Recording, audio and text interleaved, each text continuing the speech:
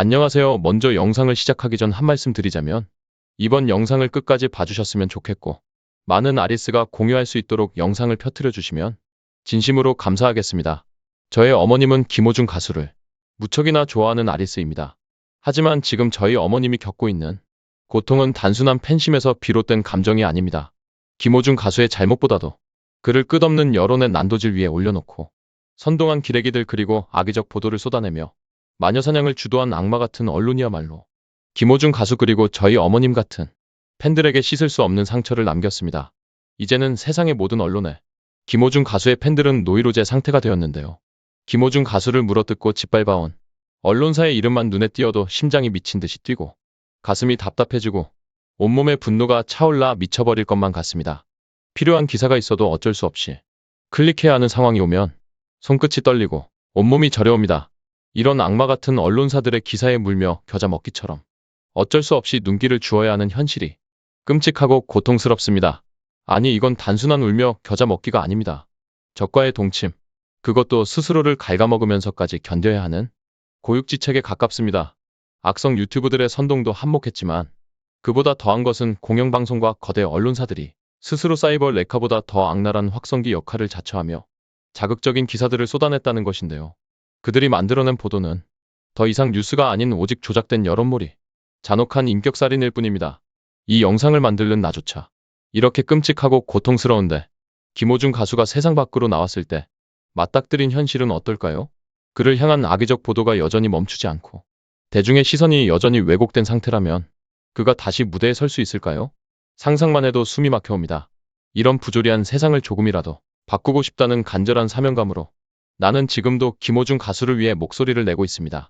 김호중 공식 팬카페마저 침묵으로 일관하고 소속사는 그의 이미지와 명예를 지킬 생각은 애초에 없었고 많은 팬들이 덕질을 포기하고 싶은 만큼 힘들게 만드는 스트레스 원인이었습니다. 김호중이라는 가수를 단지 소속사의 경제적 수단, 방패막이로만 이용하는 듯한 그들의 형태 때문인 거죠. 그래서 나라도 유튜브를 통해 외쳐야겠습니다. 김호중 가수가 잘못을 했다는 것은 부정하지 않습니다. 하지만 그는 연쇄살인마보다 더한 흉악범이 아닙니다. 그를 죽일 놈으로 몰아갈 정도로 이렇게 끝도 없이 짓밟을 정도로 잘못했는가요? 이 영상은 만드는 나는 세상을 향해 온몸에 핏줄이 터지도록 외치고 싶습니다. 제발 이제 그만 멈추어 달라고요. 지금도 여전히 김호중을 즐기게도 물어뜯고 있습니다. 그는 단순한 초범입니다. 정치범도 아니고 경제범도 아니며 강력범도 아닙니다. 하지만 언론은 그를 연쇄살인마보다 더한 죽일 놈으로 만들고 있습니다. 단순 교통사고임에도 불구하고 이례적으로 검찰총장, 경찰총장까지 친히 납치어 과잉 수사를 지시하였죠. 경찰이 피해자와의 합의를 방한 정황, 집행유예 요건을 충족했음에도 실형을 선고하는 판결, 증거도 없이 술타기 거짓 프레임으로 음주사고 대명사로 만든 기자들, 또한 언론이 분노를 부추겼고 검찰과 경찰이 이를 이용했으며 결국 판사는 사회적 분위기에 휩쓸려 과잉 처벌을 내렸습니다. 그리고 이 과정에서 언론은 더욱 기름을 부었죠. 그들은 적극적으로 김호중을 악의축으로 교정하며 사회적 사형을 선고했습니다. 김호중이 선택한 길이 옳았다고 할 수 없지만 그의 상황을 이해하려는 노력조차 하지 않고 무조건적으로 비난하는 것은 과연 정당한 건가요? 김호중 가수는 을의 입장에서 당시 세계의 공연으로 손꼽히는 세계 4대 오케스트라와 세계 최초 협연을 앞두고 있었고 수많은 글로벌한 계약 등으로 소속사 뜻에 따들 수밖에 없는 입장이었을 것입니다.